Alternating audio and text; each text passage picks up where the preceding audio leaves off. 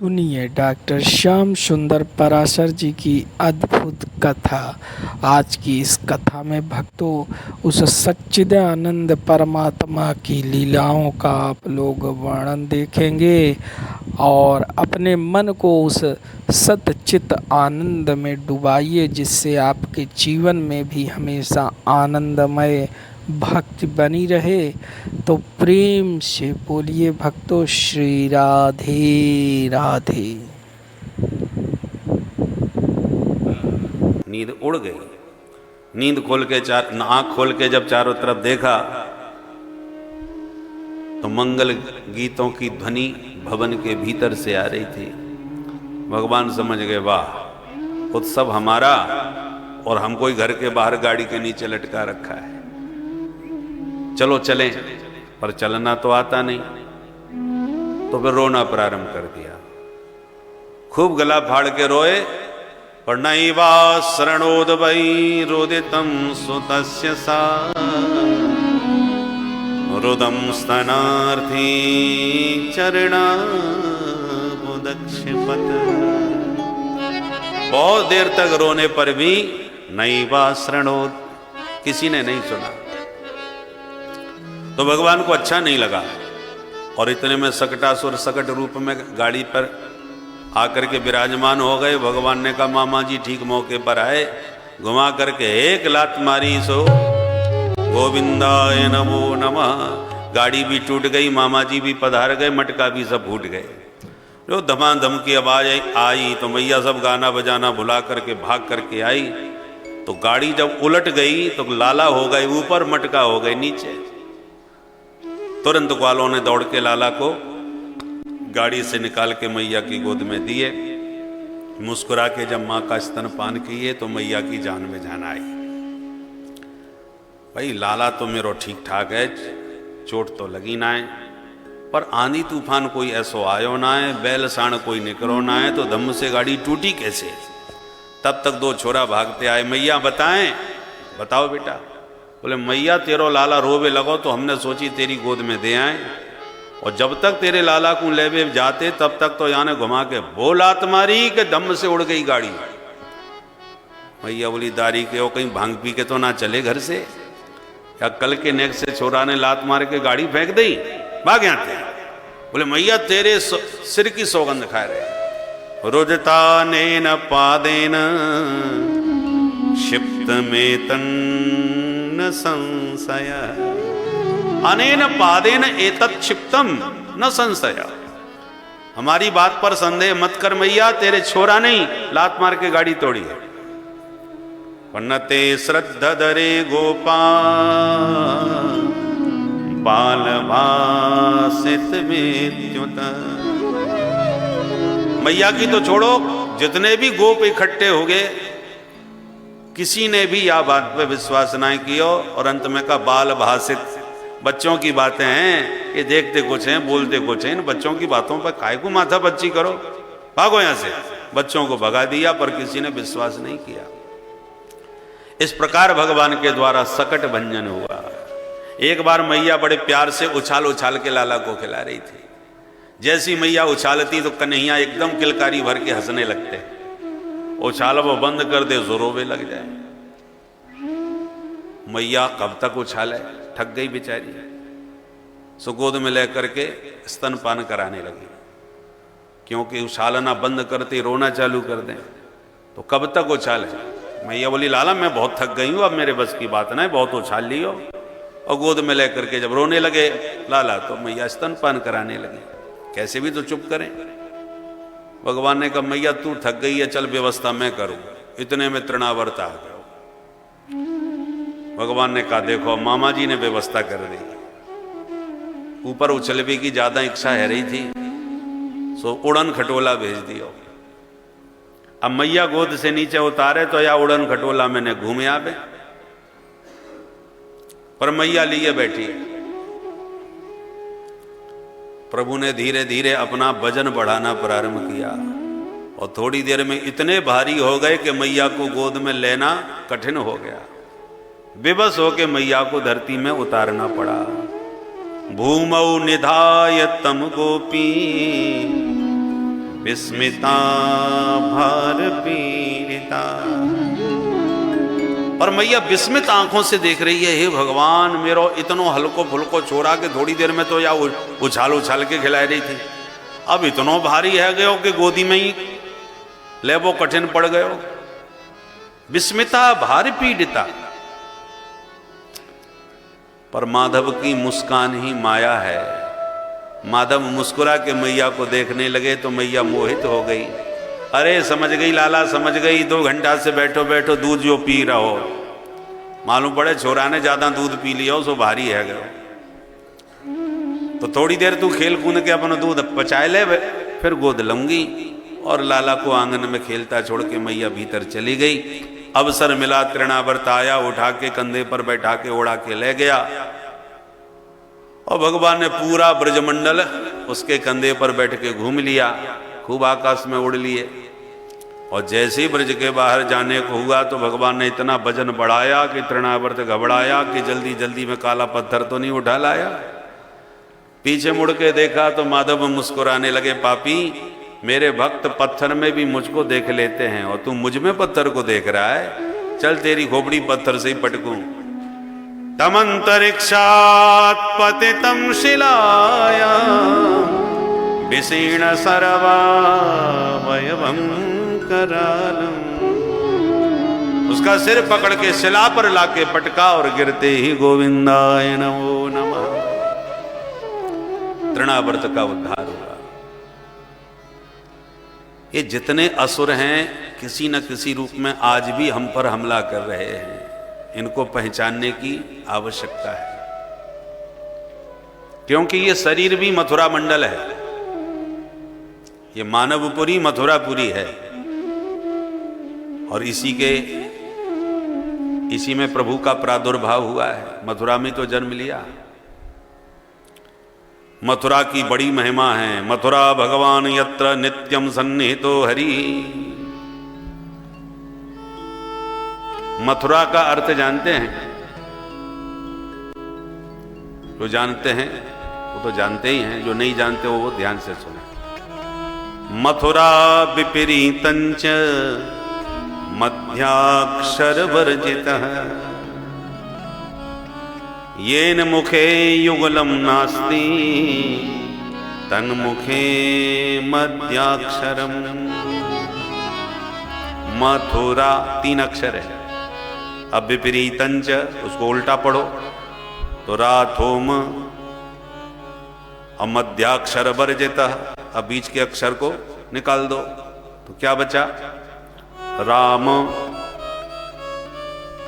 मथुरा उल्टा राथोम तो थू निकल गया बीच में से तो क्या बचा? राम। येन मुखे युगलम नास्ति, जिनके मुख में राम ये युगल अक्षर नहीं है, बोले तन मुखे मध्याक्षरम, उनके मुख में सिर्फ बीच का ही अक्षर रह गया। बीच का अक्षर थू। जहां जहां भगवान विचरण किए हैं वही ब्रज है। ब्रजति, ब्रजति माने गच्छति, ब्रजति इति ब्रजः। जहां जहां विचरण किए हैं, जहां भगवान ने स्वपद रमण किया है वो सब ब्रज है। तो जन्म तो मथुरा में लिया, फिर विचरण तो पूरे 84 कोस में सर्वत्र किया, ये सब ब्रज है। तो ये मानवपुरी है, ये पूरा ब्रजमंडल है। जन्म भगवान ने लिया तब ब्रज की महिमा बड़ी। जयति तेधिकम जन्मना ब्रजः, तब जन्मना ब्रज जयति। भगवान के जन्म से ब्रज की खूब जय जयकार हो गई। तो महाराज मनुष्य तो बहुत हैं और मनुष्य की महिमा भी बहुत है। बड़े भाग्य मानुष तनु पावा, महिमा तो खूब है, पर मानव की महिमा सार्थक कब होगी? जब भगवान का जन्म हो इस ब्रजमंडल में। जयति तेधिकम, अधिकम जयति का मतलब क्या है? पहले भी ब्रज की महिमा थी पर आपके जन्म से बहुत अधिक बढ़ गई, यही तो अर्थ होगा। इसका मतलब मनुष्य जीवन की बड़ी महिमा है, मनुष्य शरीर की बड़ी महिमा है। परंतु इस महिमा की सार्थकता और धन्यता कब होगी? जब भगवान का जन्म इस ब्रजमंडल में हो जाए, इस मानव शरीर से भगवत साक्षात्कार हो जाए तो अधिकम जयति। फिर तो चारों ओर ब्रह्मादिक देवता अरे स्वर्ग के देवता भी मनुष्य की महिमा गाने लग जाते हैं। फिर तो मनुष्य जीवन का सदुपयोग सार्थकता कब है? जब परमात्मा का दर्शन इस देह से हो जाए, ब्रह्म की अपरोक्षानुभूति हो जाए, तो ये मानव रूपी मथुरा धन्य हो जाए, ये ब्रजमंडल कृतार्थ हो जाए। इसलिए अपने ब्रज को ब्रज बनाना है। बोलो राधे राधे। इस मानवपुरी की मथुरा को धन्य बनाना है। मानव शरीर पा करके पी करके नालियों में पड़े रहो, कुत्ता आकर के जय सिया राम कर जाए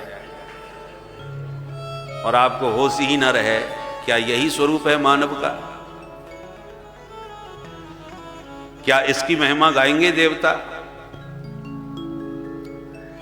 जिन कारणों से देवता इस मनुष्य की महिमा को गाते हैं, उन कारणों पर ध्यान दीजिए।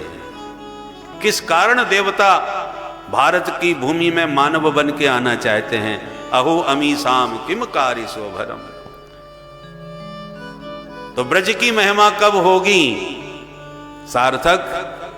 जब ब्रज में ब्रजेंद्र नंदन विचरण करेंगे, प्रकट होकर के लीला करेंगे। और जहां प्रभु प्रकट भय के असुरों ने हमला चालू कर दिया, भगवान ने सबसे पहले पूतना का उद्धार किया।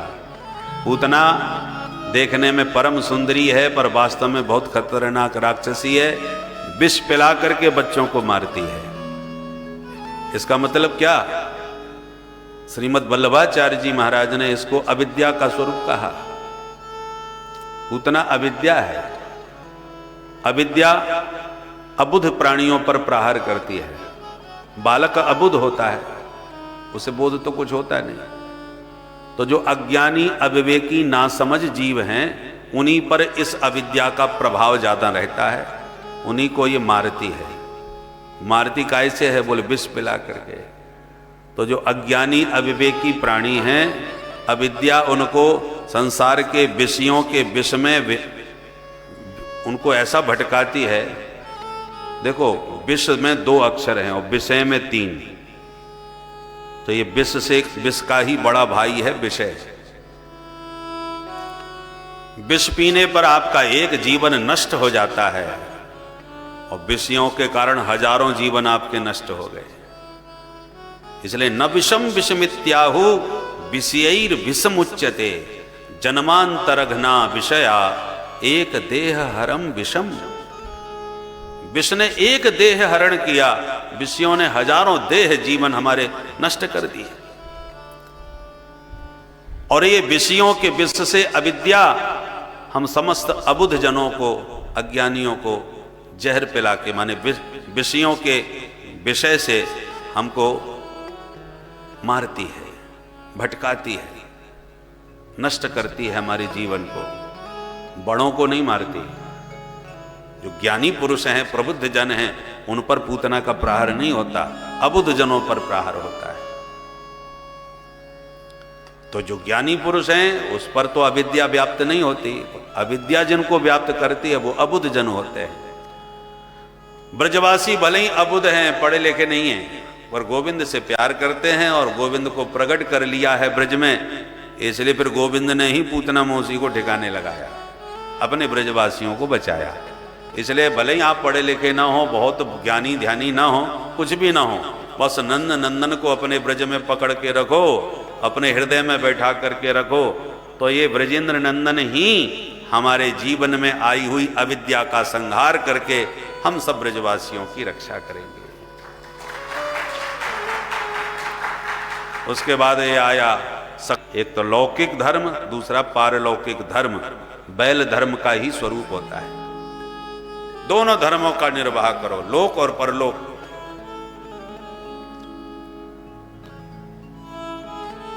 और इन दोनों धर्म का पालन करते हुए आगे बढ़ोगे तो गाड़ी लक्ष्य तक पहुंचेगी। पर जिस गाड़ी में कन्हैया को नीचे लटका दिया और भोग सामग्री माट मटका घर गृहस्थी की वो सब ऊपर भर के रख दी, क्यों? क्योंकि गाड़ी में एक भी बैल नहीं था, बिना बैल की गाड़ी खड़ी थी। हमारे जीवन की गाड़ी से भी जब लौकिक धर्म और पारलौकिक धर्म के दोनों बैल निकल जाएंगे और हम पूरी तरह धर्म निरपेक्ष होकर के हमारी गाड़ी रह जाएगी, तो परमात्मा नीचे और संसार ऊपर बैठ जाएगा। संसार नीचे हो, परमात्मा को ऊपर रखो, ये जीवन का सत्य है। जो परमात्मा को ऊपर रख करके चलते हैं वो अपने जीवन के लक्ष्य को प्राप्त करते हैं, आगे बढ़ते हैं, धर्म के वृषभ के सहारे अपनी गाड़ी को चलाते हैं। पर यहां मामला उल्टा हो गया, नंदन नंदन नीचे और भोग सामग्री ऊपर। एक अध्यात्म धर्म होता है, एक सांसारिक धर्म होता है, और हमारी बुद्धि जब संसार के विषय भोग में ज्यादा रुचि लेने लगती है तो ये बुद्धि फिर जड़ हो जाती है, भगवान से विमुख होकर के जड़ हो जाएगी बुद्धि। रामचरितमानस में देखिए, संसार के भोग का स्वामी इंद्र है और अध्यात्म रस के उपासक गौतम ऋषि हैं, परंतु उनकी अहल्या पत्नी ने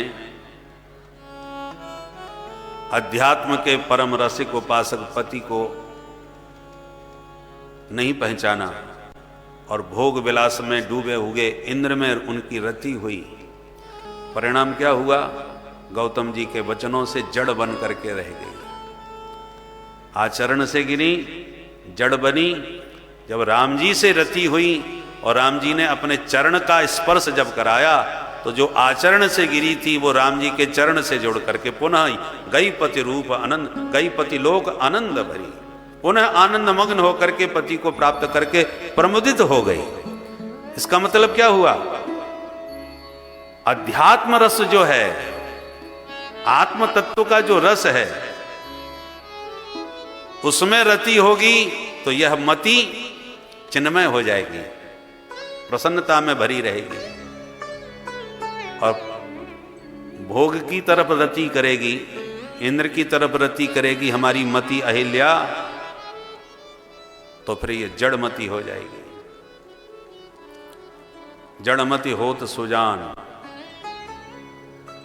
कैसी भी जड़मती हो पर राम जी के चरण में रति करे तो सुजान हो जाएगी, फिर तो ठीक हो जाएगी। तो कहने का मतलब यह है, राम जी को, श्याम जी को अपने हृदय में रखो और फिर जीवन की गाड़ी को आगे बढ़ाओ। परंतु जब विपरीत स्थिति बन गई, परमात्मा नीचे और संसार ऊपर, माने अध्यात्म रस निम्न और संसार का रस ऊपर, तो फिर भगवान को लात मारनी पड़ी और गाड़ी को उलटना पड़ा, और जैसी लात पड़ी गाड़ी उल्टी तो परमात्मा ऊपर और संसार नीचे। सही स्थिति बन गई।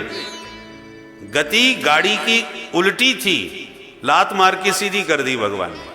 संसार की दृष्टि से देखोगे तो गाड़ी उलट गई, पर अध्यात्म की दृष्टि से देखोगे तो सीधी हो गई, क्योंकि भगवान ऊपर हो गए, संसार नीचे आ गया। ये सही गति है।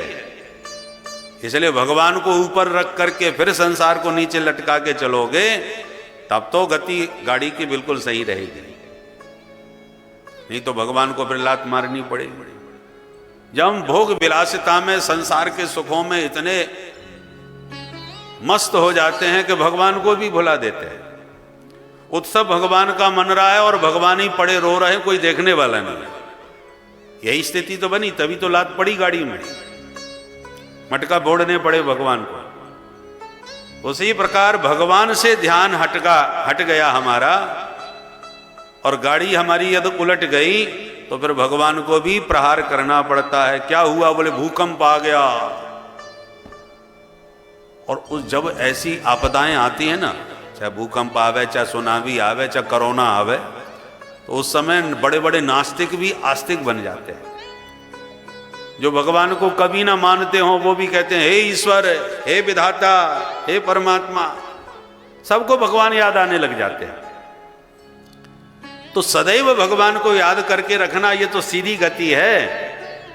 संसार को बाद में भोगो, ईश्वर को पहले स्थान पर रखो। परंतु हम संसार को प्रधानता दे करके ईश्वर को किनारे कर देते हैं, तभी भगवान की लात पड़ती है। और फिर उस समय बड़े बड़े नास्तिक भी आस्तिक भगवान को याद करने लगते हैं। लात पड़ी, गाड़ी टूटी तो सब मैया गाना बजाना भुला करके सारे ब्रजवासी दौड़ पड़े कन्हैया को देखने के लिए कि क्या हुआ क्या हुआ। इसलिए इस जीवन के सकट को सीधा करके धर्म रूपी वृषभ के माध्यम से आगे बढ़ करके हम चलाएं तो यह जीवन रूपी गाड़ी सार्थक हो जाए। तृणावर्त तूफान बन के आया, और जब तूफान आता है ना तो दिन में भी अंधकार कर देता है। परसों आपने देखा इतना अंधेरा हो गया था 4:30 बजे कि हम बार बार घड़ी देखें कि भाई ये अंधेरा हो गया, अभी तो कथा प्रारंभ हुई है। 3 बजे कथा प्रारंभ करी थी और 4:30 बजे देखा तो चारों तरफ एक अंधकार। तो मुहूर्तम अभवत गोष्टम रजसा तमसा व्रतम। तूफान जब आता है तो दिन में भी अंधकार व्याप्त कर देता है। और इसके भी अर्थ की गंभीरता पर विचार करें। रजसा तमसा व्रतम, रज माने धूल। तूफान में धूल बहुत उड़ती है, और धूल जब बहुत व्याप्त हो जाती है आकाश में तो तमसा व्रतम, अंधकार हो जाता है। ठीक इसी प्रकार से जब हमारे हृदय में ये वासना का बवंडर उठता है, ये असुर है, कामदेव है। देव माने देवता है, काम देवता है। और भगवान ने गीता में इसको अपनी विभूति भी बताया है। धर्मा विरुद्धो भूतेषु कामोस्मि भरतर्षभ। काम देव है, परंतु धर्म विरुद्ध जब यह आचरण करने लगता है तो असुर बन जाता है। काम जब धर्म विरुद्ध शिव जी की समाधि भंग करने के लिए चला और चारों तरफ अपना प्रभाव दिखाने लग गया, परिणाम क्या हुआ? भोले बाबा ने उसे भस्म कर दिया, तीसरी आंख खोल करके। और वही काम जब राम जी के विवाह में आया घोड़ा बन करके, तो राम जी उस पर आरूढ़ होकर के दूल्हा बन के बैठ गए। काम को घोड़ा बना करके राम जी जब दूल्हा बन करके चले और सारे देवता दूल्हा राम जी का दर्शन करने के लिए दौड़े, तो भोलेनाथ भी चले भवानी के साथ। भवानी ने कहा तुम रहने दो। क्यों? बोले तुमने उस काम का काम तमाम कर दिया, और वही घोड़ा बन करके राम जी को दूल्हा बनाए अपने कंधे पर ले जा रहा है, और तुमने प्रसन्नता में कहीं अपनी तीसरी आंख खोल दी तो सब जय सिया राम हो जाएगा, शादी में विघ्न उपद्रव उपस्थित हो जाएगा। महादेव मुस्कुरा के बोले भवानी, ये तीसरी आंख केवल आग नहीं बरसाती, पानी भी बरसाती है। किंतु कब? काम को भस्म किया था जब धर्म विरुद्ध था। आज तो धर्मानुकूल बन के जा रहा है। रामो विग्रहवान धर्म, राम जी धर्म के विग्रह हैं, और उन धर्म विग्रह राम जी को अपने ऊपर आरूढ़ करके ले जा रहा है। तो जब धर्म पर या तो धर्मारूढ़ हो या धर्म को अपने ऊपर आरूढ़ करके चलो, तो धर्म से जब संबंध काम का जुड़ जाता है, तब तो महादेव 15 आंखों से उस काम का दर्शन करते हैं राम जी के साथ मिल करके, और काम का कुछ नहीं बिगड़ता, काम ज्यों का त्यों है, सुरक्षित है। इसका मतलब कामदेव भी है और असुरता के भी काम करता है। असुर कब होता है? जब धर्म के विरुद्ध चलता है। सुर कब बनता है? जब धर्मानुकूल रहता है। भगवान के पुत्र हैं प्रद्युम्न, जो कामस्तु वासुदेवांश, भगवान के पुत्र बन करके प्रद्युम्न के रूप में कामदेव ही पैदा हुए, रति के पति। पर जो संवरासुर है वो धर्म विरुद्ध काम है, वो असुर है। तो धर्मानुकूल प्रद्युम्न रूपी काम से धर्म विरुद्ध असुर रूपी संवरासुर का भगवान ने संहार करवाया, तब अपने काम रूपी पुत्र को स्वीकार किया। कथा आप भागवत में आई है। तो कहने का तात्पर्य है, धर्मानुकूल काम से धर्म विरुद्ध काम का संहार करके इस काम का सही सदुपयोग करो, नहीं तो यह तूफान बड़ा भयंकर है। बवंडर उठा तो रजसा तमसा व्रतम। अब यहां रजसा तमसा व्रतम का दूसरा अर्थ है रजोगुण और तमोगुण। लीला पक्ष में तो रज माने धूल, धूल उड़ी तो अंधेरा हो गया, और अध्यात्म दृष्टि से देखें तो रजसा तमसा व्रतम। जब वासना हृदय में प्रबल तूफान बन के बवंडर बन के उठती है तो व्यक्ति का जीवन रजोगुण तमोगुण से इतना व्याप्त हो जाता है कि सत्व गुण उसका लुप्त प्राय हो जाता है। सत्व प्रकाश का वाचक है। बड़े बड़े ज्ञानी ज्ञान के प्रकाश में स्थित रहते हैं, पर उनके भीतर भी जब वासना का बवंडर उठता है तो उनके ज्ञान रूपी प्रकाश को रजोगुण तमोगुण के द्वारा ढक देता है। दिन में रात होने का मतलब क्या है? दिन माने प्रकाश, रात्रि माने अंधकार। तो दिन है फिर भी अंधकार हो गया, इसका मतलब बड़े बड़े ज्ञानियों के भीतर ज्ञान का प्रकाश है, परंतु बड़े बड़े ज्ञानियों के ज्ञान के प्रकाश को भी रजोगुण तमोगुण के प्रभाव में आकर के यह काम आवृत कर देता है, माने ढक देता है। बड़े बड़े ज्ञानी ज्ञान शून्य हो जाते हैं, ज्ञान की दृष्टि उनकी बंद हो जाती है। जब तूफान उठता है, आंधी चलती है ना, तो सब आंख बंद कर लेते हैं, धूल न पड़ जाए आंखों में। ऐसी जब कामोद्रेक उत्पन्न होता है तो बड़े बड़े ज्ञानियों की आंखें भी बंद हो जाती हैं। इसी को कहते हैं कामांध हो गया, काम में अंधा हो गया। अंधा का मतलब आंखें नहीं फूट गई, आंखें तो हैं पर आंखें बंद कर ली, माने दृष्टि है परंतु फिर भी दिखाई नहीं पड़ रहा। तो ज्ञानी सब जानता है कि क्या सत्य है, क्या असत्य है, क्या सही है, क्या गलत है, पर सही गलत का विवेक होने पर भी, विवेक की आंख होने पर भी दुर्वासना का जब असुर तूफान बन करके आता है तो आंख को बंद कर देता है। दृष्टि होते हुए भी उसे कुछ नहीं दिखता, अंधा हो जाता है। कोई श्रीमदांध हो जाता है, कोई कामांध हो जाता है। यहां अंध कहने का मतलब नेत्र विहीन हो जाता है नहीं है, बल्कि आंख होते हुए भी आंख बंद हो गई। परंतु जब ब्रजवासी ब्रज में रहते हैं और गोविंद को अपना सब कुछ मानते हैं, तो उन ऐसे ब्रज में जब यह असुर तृणावर्त आया तो गोविंद ने समाप्त करके ब्रजवासियों को बचाया। उसी प्रकार जो भगवान के चरणाश्रित होते हैं वही इस काम के तूफान से बच पाते हैं। इसलिए कामदेव ने जब रामचरितमानस में वर्णन है, किसी को नहीं छोड़ा तो कोई तो बचा। बोले हाँ, कुछ लोग बचे। कौन बचे? बोले रखी न काहू धीर सबके मन से जहरे। कोई नहीं बचा? बोले नहीं, कुछ बचे। जे राखे रघुवीर ते उबरे तेहि काल महा, ते उबरे तेहि काल महा। वे ही बच सके जिनको राम जी ने बचा लिया। इसका मतलब जहां काम तह राम नहीं, और जहां राम नहीं काम, तुलसी कबहू न रह सके रवि रजनी एक ठाम। रवि और रजनी एक साथ नहीं रह सकते।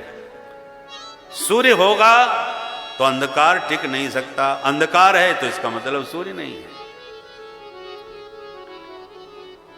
काम का एक नाम है स्मर, स्मरण करते ही आ जाता है, और भगवान भी स्मरण करते ही भक्त के हृदय में प्रकट होते हैं। तो दोनों का स्मरण से संबंध है।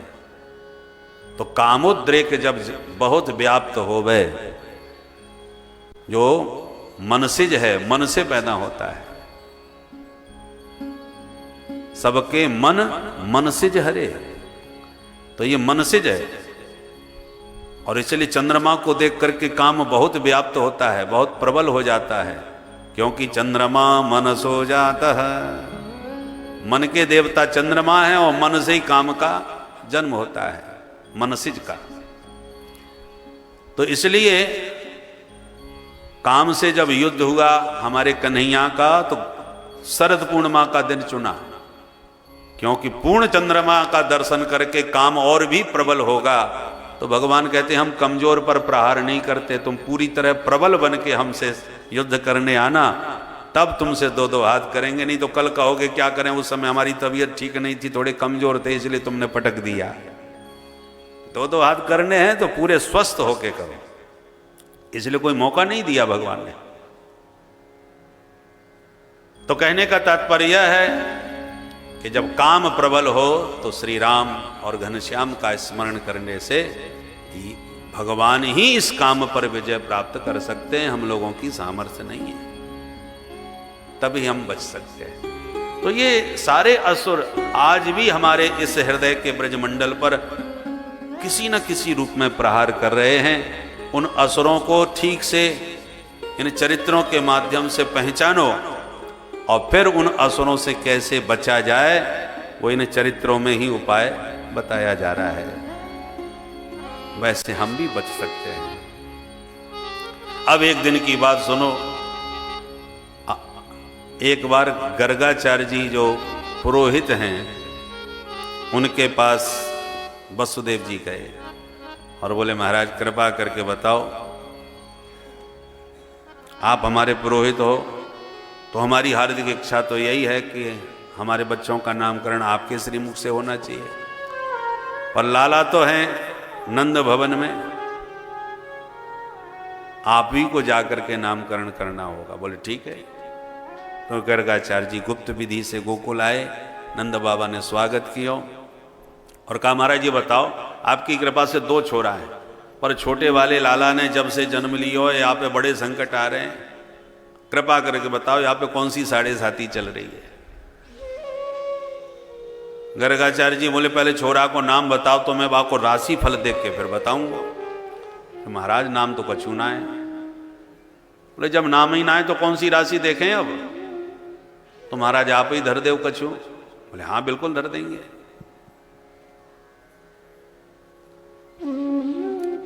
हम गौशाला में बैठे हैं, छोरा लेके आ जाए। गर्गाचार्य जी तो गौशाला में बैठ गए, बाबा ने भीतर खबर करी तो दोनों मैया लाला को लेके चल पड़ी अपने अपने छोरन को। रोहिणी जी बोली जसोदा बहन या पंडित को बहुत नाम सुन राखो है। जसोदा मैया बोली तो तुम कहे तो मैं परीक्षा लेके देखूं कितना भारी पंडित है। कैसे? बोले मेरे लाला है तू ले ले, तेरे लाला है मैं ले लूं। सही बताएगा तो सही पंडित, गड़बड़ बतायो तो समझाएंगे खड़िया पंडित। ठीक, दोनों माताएं अदला बदली करके गौशाला में पहुंच गई। महाराज जी दंडोत। और जो बाबा ने आशीर्वाद दियो, कन्हैया पर दृष्टि पड़ी, सो बाबा की आंखें तो खुली की खुली रह गई। मैया घंटा भर तक बैठी रही, बाबा कछुनाए बोले तो मैया बोली महाराज घर के और काम निपटाने हैं, आपने नाम सोच लियो हो तो बताए दो। बाबा तो फिर कछुनाए बोले तो मैया रोहिणी से इशारे में बोली बहना ने देख तो सही है बाबा जी ये का है गयो, न बोले न चाले न हिले न डोले न मटके न सटके। रोहिणी जी कान में बोली बहना मुझे तो लगा बाबा की सांसू ना चले। अब मैया घबरा गई, हे भगवान या बाबा जी ये बैठे ठाड़े कौन सो कोरोना लग गयो, चाहे अचानक का है गयो, ये कौन सी बीमारी है। मैया तो डर गई कि हाथ पकड़ के हिलावे लग गई। महाराज जी, जैसे ही महाराज जी को हाथ पकड़ के हिलाया उसो बाबा की समाधि खुल गई। हाँ हाँ जसोदा मैंने तेरे छोरा को नाम सोच लियो। बोले धन्य है महाराज, ऐसे नाम सोचो जाए, मैं तो किसी और ही सोच पे लग गई। अब कृपा करके जल्दी बता दो छोरा को का नाम सोचो है। बाबा ने सोचा आए थे नाम देवी को, पर या सुंदर झांकी को देख के हम तो अपनों ही नाम भूल गए। पुनः सावधान होकर के देखा और बाबा बोले। बाबा ने मन में सोचा कि ये अदला बदली सी कैसी नजर आ रही है, नहीं परीक्षा तो ना है रही हमारी। तुरंत मैया यशोदा की ओर अंगुलियां निर्देश करके बोले, सुनो जसोदा, कहो महाराज। बोले, अयम ही रोहिणी पुत्रो रमयन सुहृदो गुणै आख्यास्यते राम इति बलाधिक्यात् बलं विदु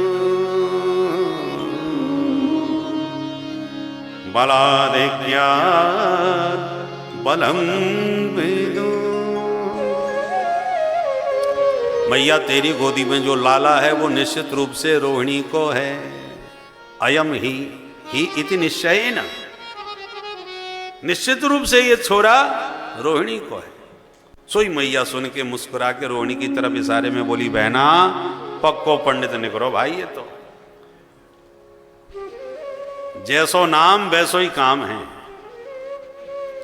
और हस्ती वही बोली, महाराज जी आप बिल्कुल ठीक कह रहे हो, पर हम दोनों बहनें अपने छोरन में कोई अंतर ना माने। आप तो ये बताओ या छोरा को का नाम होना चाहिए।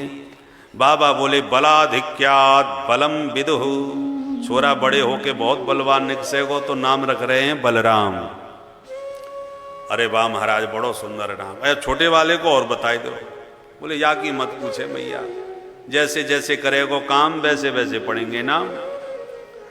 अरे जो नाम पढ़ेंगे वो तो पढ़ते रहेंगे महाराज, यहाँ समय आप तो कोई चौखा सौ नाम बताए दो एक ठीक ठाक। बोले, मैया अब कहा बताऊं। बहूनि सन्ति नामानि रूपाणि च सुतस्य ते गुणकर्मानुरूपाणि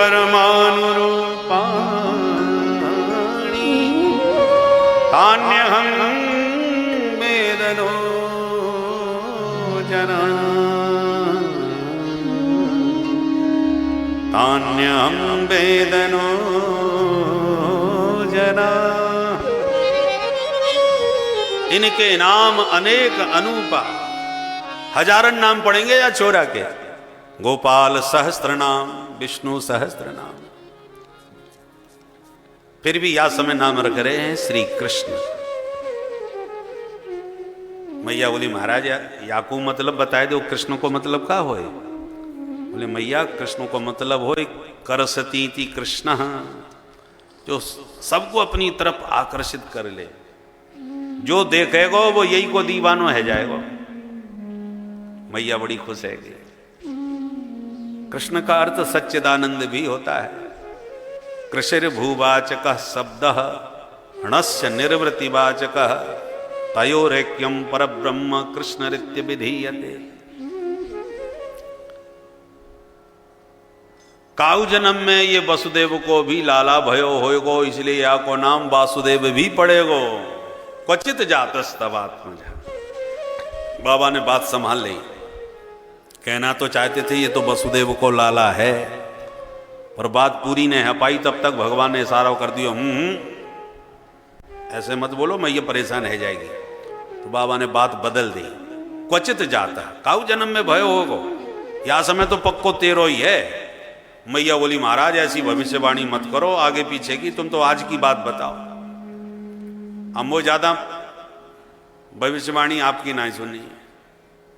और मैया प्रणाम करके लाला को लेके भीतर गई।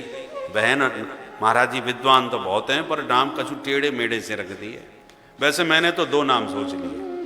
महाराज ने नाम रख दिए कृष्ण बलराम, और मैंने नाम रख दिए कनुआ और बलुआ। सीधो सो नाम बोलबे में आराम। बोल कृष्ण बलदेव की मैया कृष्ण की जगह पर कनुआ, कन्हैया, कान्हा आदि विविध नामों से लाला को पुकारने लगी। अब धीरे धीरे कृष्ण बलराम नंद प्रांगण में घुटनों के बल चलना प्रारंभ कर दिए। कालेन ब्रजताल्पेन गोकुले राम केशवौ जानुभ्यां सह पाणिभ्यां रिंगमाणौ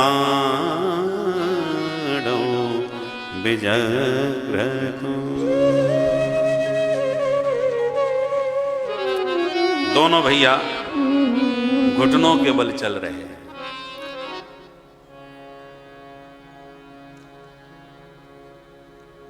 नूपुर बांध लिए हैं मैया ने, कुछ कमर में कुछ चरण में। चलते हैं तो नूपुरों की झनकार हो रही है। कभी गौशाला में घुस जाते हैं तो गोबर लपेट के खड़े हो जाते हैं। कभी बछड़ों के दांत गिनने लग जाते हैं, कौन से बछड़े के मोहड़े में कितने दांत हैं। तो कभी चंदा मामा के लिए मचल जाते हैं मैया के सामने। मैया अब धीरे धीरे उंगली पकड़ के चलाना लाला को सिखा रही है। चलिए इस झांकी को परम भागवत श्री सूरदास जी की आंखों से देखें। देखन को घनश्याम की मूरत, चाहिए सूर की आंधरी आंखें। भगवान का दर्शन इन आंखों से नहीं होगा, उसके लिए सूरदास जी की आंखें चाहिए। अदृश्यन चरम चक्षुषा। सूरदास जी ने जगत की आंख न होने पर भी वह देख लिया जो हमारी आंखों ने नहीं देख पाया। सूरदास जी वर्णन करते हैं, रोन झोन रोन झोन झन झन झन बाजत है पैजनिया। रोन झोन रोन झोन झन झन बाजत है पैजनिया। रोन झोन रोन झोन झन झन झन बाजत है पैजनिया। रोन झोन रोन झोन झन झन झन बाजत है पैजनिया। मातु जसोदा चलन सिखावे, यशोदा चलन सिखावे।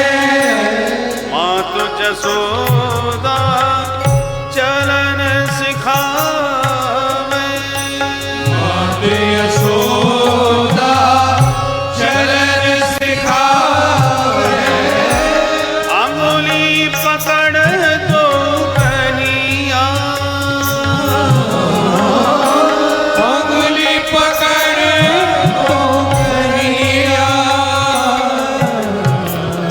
रोन झोन रोन झोन झन झन झन बाजत है पैजनिया। रोन झोन रोन झोन झन झन बाजत है पैजनिया। पीत झंगुरिया तन पर सो है। पीत झगुरिया तन पर सोहे। पीत झंगुरिया तन पर सो है। पीत झगुरिया तन पर सोहे। सिर टोपी लटकनिया। सिर टोपी लटकनिया। रोन झोन रोन झोन झन झन झन बाजत है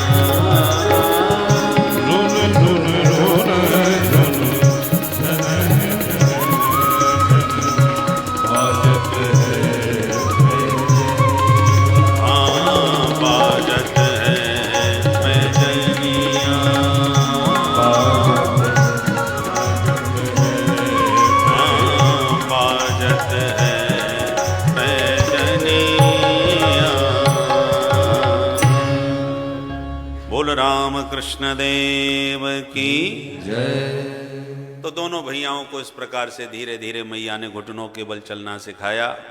अब ब्रज बीथियों में भी दूर दूर तक विचरण करने लगे। एक दिन भगवान ने समस्त ब्रज गोपियों के जब भावनाओं को देखा कि सब चाहती हैं कि कभी कन्हैया हमारे घर में भी आवे। भगवान तो अंतर्यामी अंतरात्म दृक् हैं और गोपियां जब भी दधि मंथन करती हैं तो कन्हैया को याद करके मन ही मन गुनगुनाती हैं। आज मोरे अंगना में आबो नंदलाल, चले आबो गोपाल, दर्शन की प्यासे गुजरिया श्याम, कान्हा दर्शन की प्यासे गुजरिया श्याम। और केवल दर्शन के लिए ही, हमको दर्शन देने ही मात्र के लिए नहीं आओ। अंगना में आवो मेरे माखन को खावो,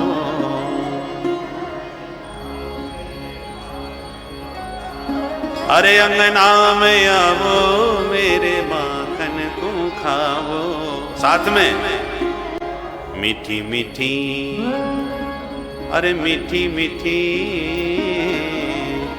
मीठी मीठी बत्तियां सुनावो नंदलाल, चले आवो गोपाल, दर्शन की प्यासे गुजरिया श्याम, दर्शन की प्यासे गुजरिया श्याम।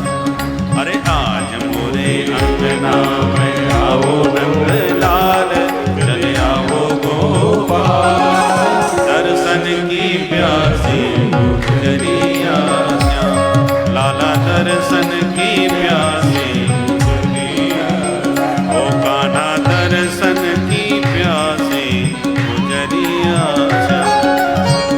रैन नहीं सोवे उठे भोर ही मिलोवे दधी, रैन नहीं सोवे भोर ही मिलोवे, रैन नहीं सोवे उठे भोर ही मिलोवे दधी, रैन नहीं सोवे भोर ही मिलोवे, अरे रैन नहीं सोवे उठे भोर ही मिलोवे दधी, रैन नहीं सोवे भोर ही मिलोवे। और गावे हाँ ध्यावे, अरे गावे और ध्यावे तो ही कुनंदलाल, तो ही कुनंदलाल, दर्शन की प्यासी गुजरिया श्याम। आज मोरे अंगना में आओ नंदलाल, चले आओ गोपाल, दर्शन की प्यासे गुजरिया, लाला दर्शन की प्यासे गुजरिया श्याम, दर्शन की प्यासे गुजरिया। अरे खावो ब्रज रानी को माखन नित्य प्रति, खावो ब्रज रानी को माखन नित्य प्रति, कान्हा कान्हा कान्हा, खावो ब्रज रानी को माखन नित्य प्रति, खावो ब्रज रानी को माखन नित्य, हाँ खावो ब्रज रानी को माखन नित्य प्रति, खावो ब्रज रानी को माखन नित्य। अरे प्रेम दे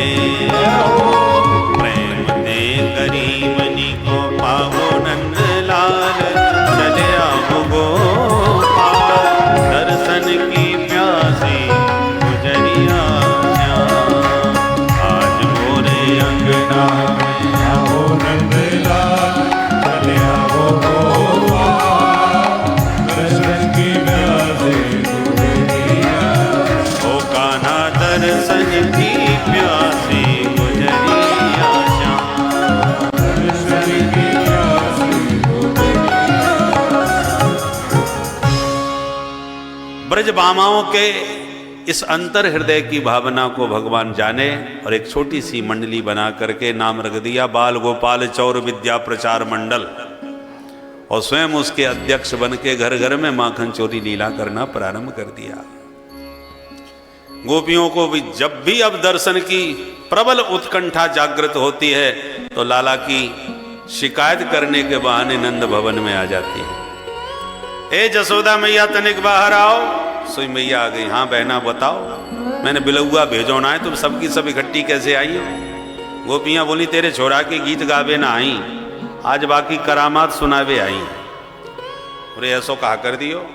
बोले देख जसोदा, हमको चुगल घोर ना है जो पीठ पाते चुगली करती डोले, खरी खरी मुंह पे कहवे वारी है, निकाल अपने छोरा है बाहर। सोई मैया आवाज लगावे, ओ बेटा कनुआ। सोई भाग के आ गया। हाँ मैया। लाला ये सब की सब तेरी बड़ी शिकायत करें। सोई कन्हैया ने गाल भुला लिए, मोह लटकाई लियो। मैया मैंने कहा कर दियो। अब गोपियां उस भोली सूरत को देख करके हृदय में तो गदगद हो रही हैं।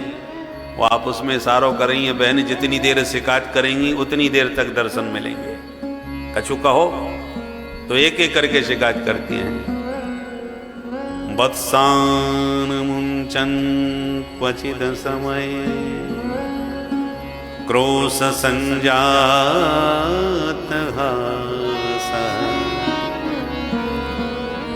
स्तेयं स्वाद्वत्यधिदधिपयः कल्पितैस्तेययोगैः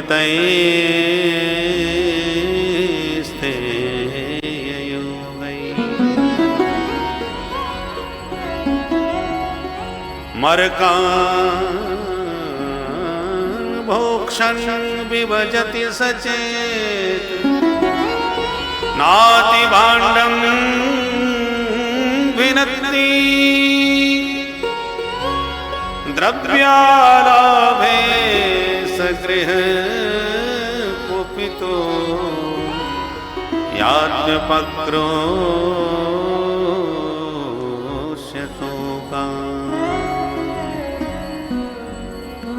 एक के बाद एक सभी गोपियां शिकायत कर रही हैं। मैया तेरो लाला आवे बछड़ा घुल के भग जावे। मैया बोली तो डांट दे। बोले मैया हम डांट में लग जाएं तो ये मुस्कुरा भी लग जाए तो जाकी मुस्कान देख के हमारी ये गुस्सन ठंडी है जाए। मैया बोली तो तू प्रेम ते माखन खवा दियो कर, तो ये चोरी काय को करेगो, तंग भी ना करेगो। बोले मैया परोस के दे दियो। तो मोते कह के ए गोपी तेने कमोई भिखमंगा समझ रहा को है, तू मेरे घर में आके खा जा।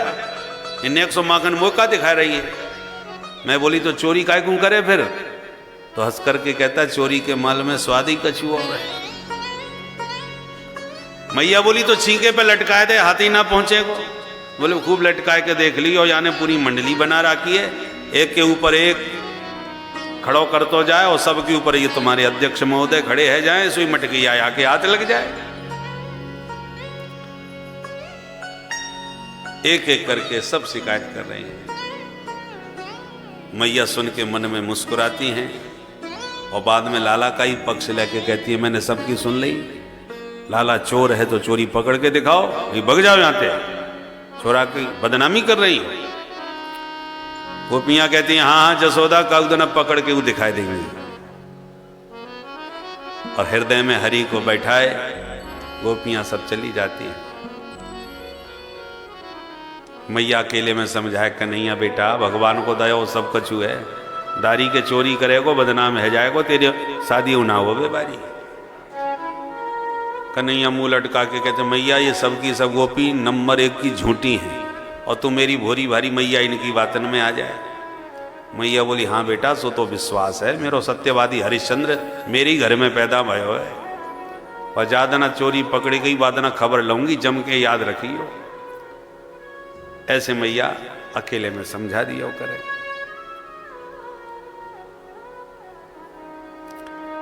अब प्रभु ने विचार किया माखन बहुत खा लिया, थोड़ा भाई ब्रज रज का भी स्वाद चाख के देख ले।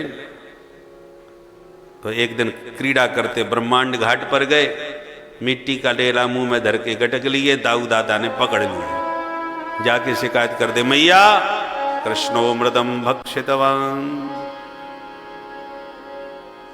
तेरे लाला ने मिट्टी खाई ली।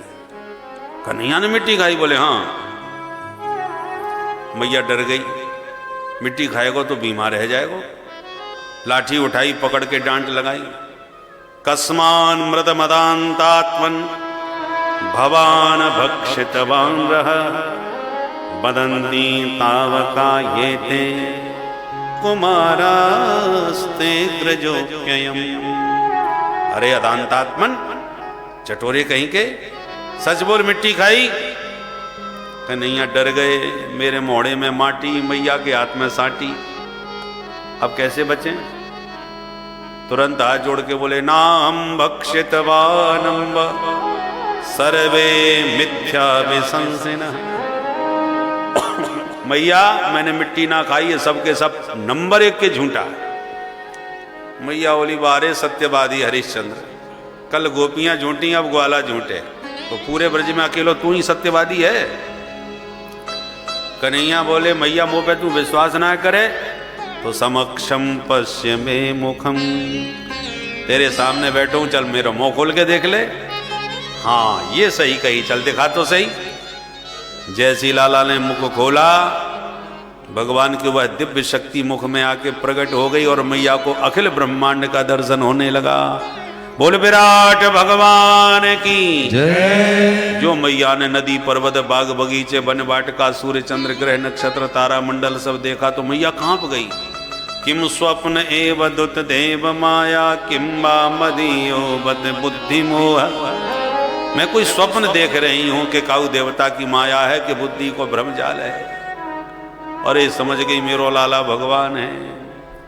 मैया तो हाथ जोड़ के दंडोत कर भी लगी। स्तुति करीना जाय भय माना जगत पिता में सुत करी जाना। स्तुति करीना जाय भय माना जगत पिता में सुत कर जाना। स्तुति करीन जाय भय माना। स्तुति करीना जाय भय माना जगत पिता में सुत कर जाना। जगत पिता में सुत कर जाना। ये तो जगत पिता है, परमात्मा है। ये भाव आते ही जैसी मैया ने प्रणाम करना चाहा, कन्हैया ने तुरंत हाथ पकड़े। अरे मैया कहा कर रही है? सांची सांची बता, मेरे मुंह में माटी है। मैया तो माटी की बात ही भूल गई। बेटा तेरे मुंह में तो पूरा ब्रह्मांड भरो पड़ो है, पूरा उत्तराखंड भरो पड़ो है। मैंने पहली बार देखे इतने नदी पहाड़। मैया बोली, कन्हैया बोले मैया तेरी आंखें चकाचौंध खाई गई होंगी, ठीक से आंख साफ करके देख। मैया ने दोबारा देखा तो कन्हैया ने उधर सब माया गायब कर दी। अब कुछ भी नजर नहीं आया। लाला को तुरंत हृदय से लगा के मैया बोली बेटा बुढ़ापे में भगवान जाने कैसी कैसी बीमारी लग जाए। अब हाल ही तो नदी पहाड़ दिख रहे थे, अब कचूना दिख गए। आपको मतलब मेरी आंख खराब है गई। और भगवान ने भगवत्ता दिखा के भी तुरंत अपने को छुपा लिया। द्रोण और धरा नाम के वसु थे जिन्होंने कठोर तपस्या करके गोविंद को गोदी में खिलाने का वरदान मांगा था। वे ही आज नंद और यशोदा बन करके माधव को गोदी में खिला रहे हैं। एकदा गृहदासीसु यशोदानंद गेहिनी कर्मांतर नियुक्तासु निर्ममंथ स्वयं दरे। यान यानि गीतानि तद्बाल चरितानि च दधि निर्मंथने काले स्मरन्ति तान्य गायत स्मरन्ति तान्य गायत। एकदा दीपावल्यावसरे दिवाली का दिन आया तो मैया ने दास दासियों को इधर उधर के बाहर के कामों में लगाया और दधी स्वयं निर्ममंथ, लाला के लिए स्वयं दधि मंथन करने लगी। जैसी कुछ गुनगुनाते हुए मैया ने दधि मंथन किया कि माधव की नींद खुल गई। दौड़ के आए, मथानी पकड़ के बोले मैया भूख लग रही है। तो मैया सब काम छोड़ के अपना स्तनपान कराने लगी। कन्हैया बोले मैया ये बता दूध ज्यादा प्यारो के पूत? अरे बेटा मेरो तो पूत प्यारो है, तेरे सामने दूध दही का चीज। इतने में मैया को याद आ गई, मैं तो दूध चढ़ा के चूल्हे पे चली आई, भूल ही गई या छोरा की बातन में। अरे बेटा मेरो दूध गयो पट से लाला को उतार के मैया भागी। तो क्या सचमुच पूत से ज्यादा मैया को दूध प्यारा था? झूठ कह रही थी मेरो पूत प्यारो है? मैया झूठ नहीं कह रही थी। तो फिर पूत को छोड़ के भागी क्यों?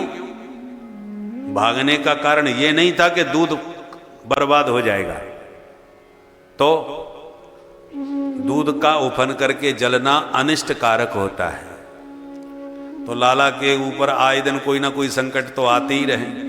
तो मैया इसलिए भागी कि दूध उफन के यदि जलेगा तो अनिष्ट का कारण बनेगा, कहीं फिर कोई उपद्रव मेरे कन्हैया के ऊपर ना आ जाए, इसलिए भागी। मैया के हृदय में तो वास्तव में कन्हैया के प्रति ही अनुराग है।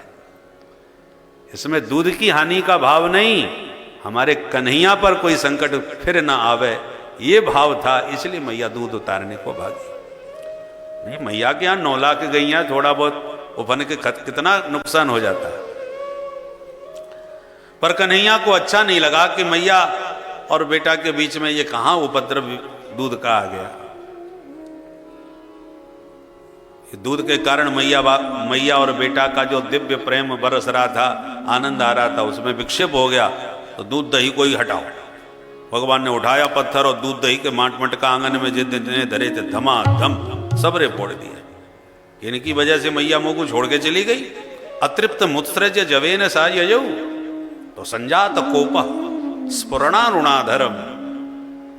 अरुण अधर माधव के फड़कने लगे और फोड़ दिए सारे माट मटका। मैया ने दूध उतार के जब आंगन की हालत देखी, अरे राम राम, मेरी ददिया सास के जमाने के मटका सब फोड़ गए, छोरा छोड़ूंगी ना। मैया ने उठाई लाठी, जो पकड़वे को आई। कन्हैया ने दौड़ लगाई, आगे कन्हैया पीछे मैया, खूब दौड़ी, पकड़ नहीं पाई।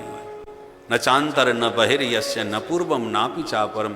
जिसका आदि अंत बड़े बड़े सिद्ध संतों को नहीं मिला, ऋषि मुनि नहीं जान पाए, तो मैया उसे कैसे पकड़ लेती। श्रांत होकर के जब मैया शांत बैठ गई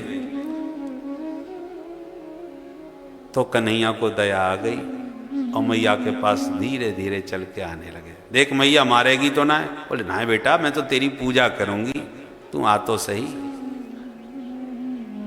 तो मैया एक बात बता, पूजा करेगी तो लाठी काय को ले रखी है? मैया बोली अरे बेटा, बुढ़ापे में लाठी तो सबन को लेनी पड़े। वृद्धो याति ग्रहित तो अदंडम। ले मैंने ये फेंक दी लाठी, मेरी बुढ़ापे की लाठी तो लाला तू है।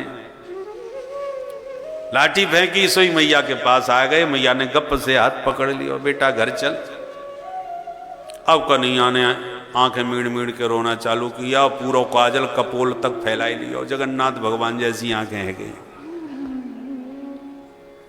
मैया को दया आ गई तो मारना तो छोड़ दिया, पकड़ के उखल से बांधना चालू किया। बार बार बंधन लगाती हैं तो 2 अंगुल रस्सी कम पड़ जाती है।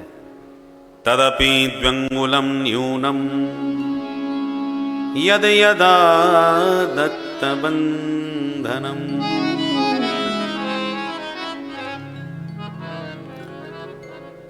क्यों 2 अंगुल कम पड़ रही है? अब इस लीला पर भी थोड़ा विचार करें। बहुत से लोग बड़े कर्म योगी होते हैं, पुरुषार्थी होते हैं, किंतु कभी कभी वो पुरुषार्थ के अहंकार में भगवान को भी उपेक्षित कर देते हैं, प्रभु का भी अनादर कर देते हैं। ईश्वर कुछ नहीं, कर्म ही ईश्वर है, कर्म ही पूजा है। ये भी ठीक नहीं। कर्म योगी बनो, कर्म से विमुख मत रहो, ठीक बात है, पर इस कर्म योगी बनने का मतलब ये नहीं कि भगवान की भी उपेक्षा कर दो। पर कुछ लोग इतने भगवान के ऊपर निर्भर हो जाते हैं कि वो कर्म करना ही छोड़ बैठते हैं, वो भी ठीक नहीं। विधर्मियों के हमले हो रहे हैं मंदिरों में और हम कह बैठे बैठे कर भगवान खुद ही सर्व समर्थ हैं, वो अपनी रक्षा खुद करेंगे, हम क्या करें। अरे भगवान ने शरीर दिया है, बुद्धि बल विवेक दिया है, काय के लिए दिया है, पहले उसका प्रयोग तो करो। घर में राशन पानी सब भरा है, बोले साहब मोदी जी ने कहा है कि इतना इतना राशन आपके घर भेजा जाएगा, तो इस महीना आ ही नहीं तो चूल्हा कैसे जले। अरे राशन पानी वहां से नहीं आया तो जो घर में रखा है उसका तो सेवन कर लो भाई, भूखे क्यों मर रहे हो। ईश्वर साथ देगा, पर तुम्हें जो ईश्वर ने दे रखा है उसका तो उपयोग कर लो भाई। बुद्धि दी है, विवेक दिया है, बल दिया है, विचार दिया है, इन सब का उपयोग करो। और जब इनका उपयोग करने पर भी बात नहीं बन रही है तब ईश्वर तुम्हारा साथ देगा। अर्जुन से भी भगवान ने कहा कि ये सब मरे हुए हैं पर फिर भी लड़ना तुम्ही को पड़ेगा, मारूंगा मैं और लड़ोगे तुम। राम जी ने सुग्रीव से भी कहा बाली को मारूंगा मैं पर लड़ने जाओगे तुम। सुन सुग्रीव मैं मारे हूं बाली एक ही बाण, तो जब तुम मारोगे तो हमको क्यों लड़ा रहे हो। बोले कहीं तुम कर्म विमुख हो करके, कर्तव्य विमुख हो करके हाथ पे हाथ धर के निकम्मे बन के न बैठ जाओ कि सब काम ईश्वर करेंगे, हमें करने की जरूरत क्या है। ईश्वर के नाम पर निकम्मापन जीवन में नहीं आना चाहिए। कर्तव्य विमुख कर्महीन मत बनो, कर्म पूरी ईमानदारी के साथ करो तो ईश्वर निश्चित रूप से सहायता करेंगे। यही 2 अंगुल की कमी हम सबके जीवन में है। भक्तजन परिश्रम भगवत कृपा। भक्त का कर्म पूरे परिश्रम के साथ होना चाहिए तो हरि की कृपा भी निश्चित रूप से उसके ऊपर होगी। नायम आत्मा बलहीन न लभ्य। इसलिए 2 अंगुल की कमी पूर्ण करनी चाहिए। और वो पूर्ण कमी कब हुई। स्वमातु स्विन्न गात्राया व्यस्त्रस्त्र कबरस्त्रज दृष्ट्वा परिश्रमं कृष्ण कृपयासी स्वबंधने। बांधते मैया पसीना में पूरी तरह लथपथ हो गई, वस्त्र अस्त व्यस्त और साड़ी की हालत खराब, केस बिखर गए। तब ये प्रबल परिश्रम प्रभु ने देखा तो तुरंत बंधन में दामोदर बन करके बंध गए। बोल दामोदर भगवान की जय। तो दोनों अंगुल का अभाव दूर हो गया। यही हमको अपने जीवन में करना है। कर्मयोगी बने पर ईश्वर की कृपा से जुड़ करके चले। तप प्रभावात दैव प्रसादात। जीवन को तपस्वी बनाओ, तप का प्रभाव होना चाहिए। और फिर दैव प्रसादात, ठाकुर जी की कृपा की छत्र छांव में चलो। दोनों से बात बनती है। सुखदेव जी कहते हैं राजन, भगवान दामोदर बन के बंधक ऊखल में बंध गए। मैया भीतर गई तो भगवान ऊखल सरकाते हुए 2 वृक्षों के बीच से निकले। ऊखल अड़ गया तो मारा झटका, धड़ाधड़ दोनों वृक्ष नीचे गिरे। 2 दिव्य महापुरुष प्रकट हो गए जो भगवान की स्तुति करने लगे। कौन थे दोनों? बोले कुबेर के बेटा नलकुबर और मणिग्रीव थे, जो श्रीमदांध होकर के मदिरा पान करके सरोवर में निर्वस्त्र नहा रहे थे। नारद जी आए तो नग्नावस्था में ही सामने आके खड़े हो गए। तो नारद जी ने खूब खरी खरी सुनाई और अंत में शाप दिया कि दोनों तुम वृक्ष बन जाओ। जब रोने गिड़गिड़ाने लगे तो बाबा ने आशीर्वाद दिया, चलो नंद नंदन तुम्हारा उद्धार करेंगे और नंद के प्रांगण के ही तुम वृक्ष बनोगे। आज भगवान ने दोनों का उद्धार किया तो दोनों ने स्तुति गाई। वाणी गुणानुकथने श्रवणौ कथाया हस्तौ च कर्म सुमनस्तव पादयोर्नः स्मृत्यां शिरस्तव निवास जगत् प्रणाम दृष्टि सतां दर्शने स्तु भवत्तनूना।